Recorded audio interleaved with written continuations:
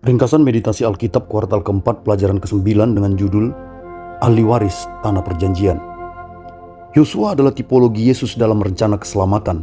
Artinya, banyak kesamaan bila keduanya dibandingkan.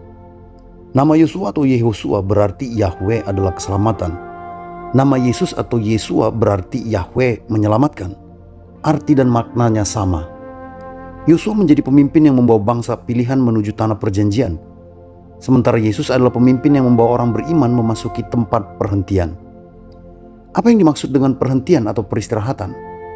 Orang menyangka itu adalah tanah Kanaan di mana Yosua telah berhasil memimpin bangsa Israel ke sana.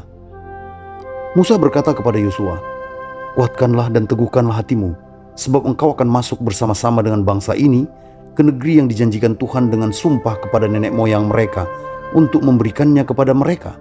Dan engkau akan memimpin mereka sampai mereka memilikinya." Ulangan 31 ayat 7. Yosua hanya membawa bangsa pilihan ke tanah perjanjian yang disampaikan Allah kepada Abraham, Ishak dan Yakub, bukan ke suatu perhentian atau peristirahatan. Bacalah Ibrani 4 ayat 8. Sebab andai kata Yosua telah membawa mereka masuk ke tempat perhentian, pasti Allah tidak akan berkata-kata kemudian tentang suatu hari lain. Jika Yosua telah melakukannya, maka penulis kitab Ibrani tidak akan menggunakan ungkapan andai kata. Penulis kitab Ibrani menafsirkan ulang konsep perhentian yang diberikan kepada Israel. Bacalah Ibrani pasal 3 dan 4. Artinya, tanah Kanaan bukan perhentian final. Ada perhentian lain yang lebih besar yang masih terbuka. Bacalah Ibrani 4 ayat 6 dan 9. Perhentian ini tidak bersifat geografis, tetapi ekskatologis, dan belum digenapi pada zaman Musa maupun Yosua. Ini bukan perhentian manusia, tetapi perhentian yang bersumber dari Allah. Karena itu, perhentian ini hanya dapat dimasuki melalui pernyataan Allah sendiri. Dan menurut seluruh kitab Ibrani, puncak dari pernyataan Allah adalah Yesus Kristus. Ibrani 1 ayat 1-3. Perhatikanlah alur argumentasinya. Ibrani 4 ayat 1-13 membahas perhentian.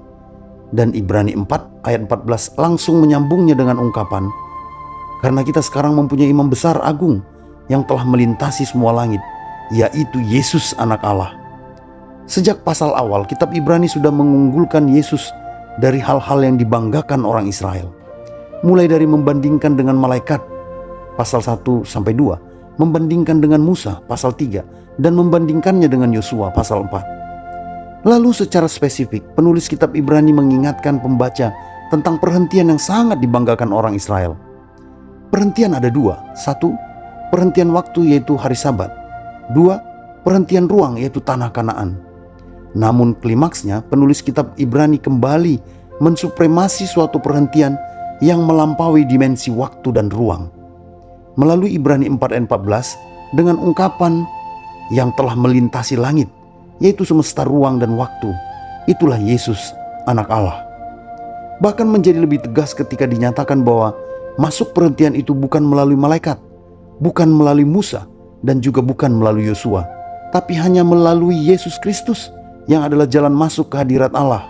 Dengan kata lain, Yesus Kristus bukan hanya jalan menuju perhentian, tapi Ia sendiri adalah perhentian itu. Itulah sebabnya Yesus Kristus memenuhi makna Sabat. Ia adalah perhentian spiritual sejati yang tak terbatas oleh waktu dan ruang. Ibrani 4 ayat 9. Jadi masih tersedia suatu hari perhentian, hari ke-7 bagi umat Allah. Sebetulnya kata hari dan hari ke-7 di ayat ini tidak ada pada naskah aslinya. Dengan demikian, ini bukan menekankan kuantitas, tapi menekankan kualitas. Jadi terjemahan terbaik bukan hari perhentian, tapi perhentian. Bukan pula hari Sabat, tapi Sabat.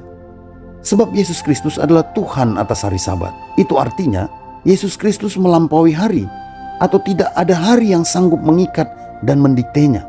Dengan lembut Ia berkata, "Come unto me, all who labor and are heavy laden, and I will give you a rest." A true rest, perhentian sejati. Jadi apakah saudara menerima sesuatu yang baru hari ini? Yesus Kristus adalah muara perjanjian sejati kita, yang melampaui tanah Kanaan sebagai tanah perjanjian, yang meskipun tanah itu memiliki kekayaan alam yang berlimpah, namun tanah itu adalah bagian dari tanah kosmos yang pernah terkutuk oleh karena kejatuhan dosa. Dari tanah Eden, kutuk itu merambat ke seluruh penjuru dunia. Itulah sebabnya tidak ada satupun lagi tempat di bumi ini yang dapat memberikan kelegaan yang sempurna dan selamanya. Tapi masih ada satu lagi, suatu yang melampaui ruang dan waktu, yang menjadi perhentian dan peristirahatan sejati. Kegenapan dari segala janji Allah, itulah perhentian di dalam Kristus. Perhentian itu ada di pangkuannya, teramat dekat di dadanya.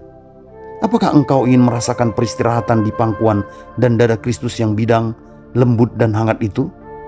Ketahuilah, jika itu terjadi, di sana engkau akan merasakan kenyamanan yang jauh melampaui tempat termahal manapun di bumi ini.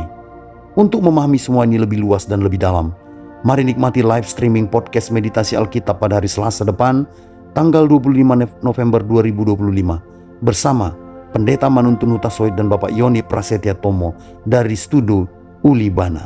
Haleluya, Tuhan